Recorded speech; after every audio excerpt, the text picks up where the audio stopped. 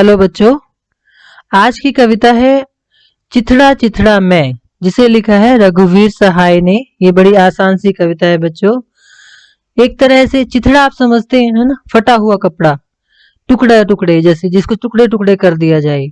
ऐसे ही जो कवि है उसको ऐसा लगता है कि जो मनुष्य है या जो मैं है, मतलब जो कवि है या फिर जो मनुष्य मात्र है, उसके अस्तित्व की धज्जियां उड़ गई हैं, यानी कि वो चिथड़े चिथड़े हो गया है, टुकड़े टुकड़े हो गया है। देखिए, अब देखो बाजार में एक ढेर है चिथड़ों का, कि देखो बाजार में एक चिथड़ों का ढेर है, और एक मैं हूं जिसके चिथड़े सब एक जगह नहीं है। देखिए, अब दो तरह की चीजें हैं। अगर हम बाजार में जाते हैं, मान लीजिए हम दर्जी की दुकान पर जाते हैं, है ना, टेलर के पास, वहां पर क्या होता है कि जो चिथड़े हैं, जो टुकड़े हैं कपड़े के, एक ढेर में रखे होते हैं, है ना। लेकिन जो व्यक्ति है, जो कवि है, वो कह रहा है कि एक मैं हूं जिसके चिथड़े सब एक जगह नहीं है, कि उसके जो टुकड़े हैं वो बिखरे हुए हैं। व्यक्ति के टुकड़े कैसे बिखरे रहते हैं, आपको पता है कि एक व्यक्ति कितने सारे किरदार निभाता है ना, एक तरह से बहुत सारे पार्ट खेलता है। घर में है तो वो कुछ और, घर में है वो मान लीजिए पिता है, वो भाई है, वो पति है, वो मतलब और आस पड़ोस में भी उसके अलग अलग रिलेशंस हैं। फिर वो जब अपने काम पर जाता है तो कोई कुछ लोग उसके उससे छोटे अधिकारी हैं, कुछ लोग उससे बड़े हैं, कुछ भी इस तरह से। और व्यक्ति को हर बार अपना किरदार बदलते रहना पड़ता है। तो कवि कहता है कि एक मैं हूं, कम से कम चिथड़ों का ढेर भी नहीं बन पाया, क्योंकि मेरे चिथड़े एक जगह नहीं हैं। वे मेरी धज्जियां कहाँ गई, खोज कर लाओ उन्हें, कि मेरी वो जो टुकड़े हैं वो सारे कहाँ चले गए, उनको ढूंढ कर लाओ।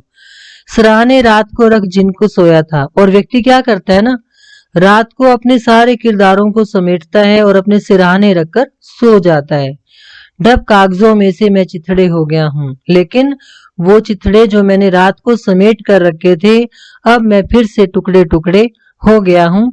यही मेरी पहचान है।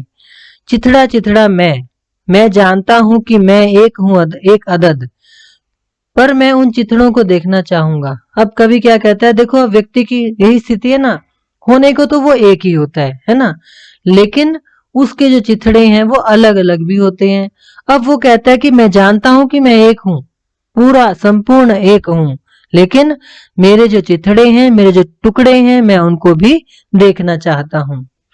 उनको जमा करो, अरे कुछ मेरे हैं और कुछ मेरे नहीं, वे मेरी धज्जियां नहीं है, पैबंद थे। देखिए अब यहाँ पर वो क्या कहते हैं कि वो सारे टुकड़े जो बिखर गए हैं उनको जमा करो, उनमें से कुछ तो मेरे हैं, यानी कि कुछ तो मेरे जैसे हैं, अर्थात वैसा हूं मैं जैसा मैं जीना चाहता था, लेकिन कुछ मेरे नहीं है, मेरी धज्जियां उड़ गई और उन पर मैंने पैबंद लगा दिए। यानी कि बहुत बार हमें, जब हम कॉम्प्रोमाइज करते हैं ना लाइफ में, तो हम वहां पैबंद तो समझते हैं आप, जब हम फटे हुए कपड़े को जोड़ने के लिए उसके नीचे से कुछ और मतलब टुकड़ा कपड़े का दूसरा लगा देते हैं।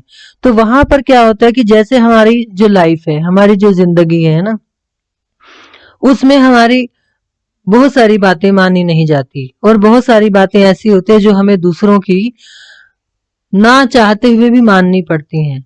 तो वो बातें जो हमने ना चाहते हुए भी मान ली, वो क्या है, अपनी धज्जियों को, अपने टुकड़ों को जोड़ने के लिए लगाए गए पैबंद हैं। लोग शान शौकत दिखाते हैं दुनिया भर के चिथड़े जोड़कर, और वो लोग जो शान शौकत दिखाते हैं ना, जो दिखावे की जिंदगी जीते हैं, एक्चुअल में वो क्या होते हैं, वो ओरिजिनल नहीं होते। वो क्या करते हैं कि दुनिया भर के चिथड़ों को जोड़कर अपनी एक शान शौकत, अपना एक दिखावटी जीवन जीने लगते हैं। मुझको बस इतना ही चाहिए, खुला रहे ना रहे, आएगा वैसे, खुला ना रहे बदन जिन्हें ओढ़कर। कहते हैं लेकिन मुझे अपने दिखावे के लिए कोई चिथड़े नहीं चाहिए, मुझे केवल उतने ही चिथड़े चाहिए जिनसे कि मेरा जो शरीर है वो खुला ना रहे, यानी कि मेरा जो शरीर है, वो बदन है, वो ढक जाए और उसमें कहीं भी नग्नता दिखाई ना दे। तो ये है कविता चिथड़ा चिथड़ा मैं। Thank you.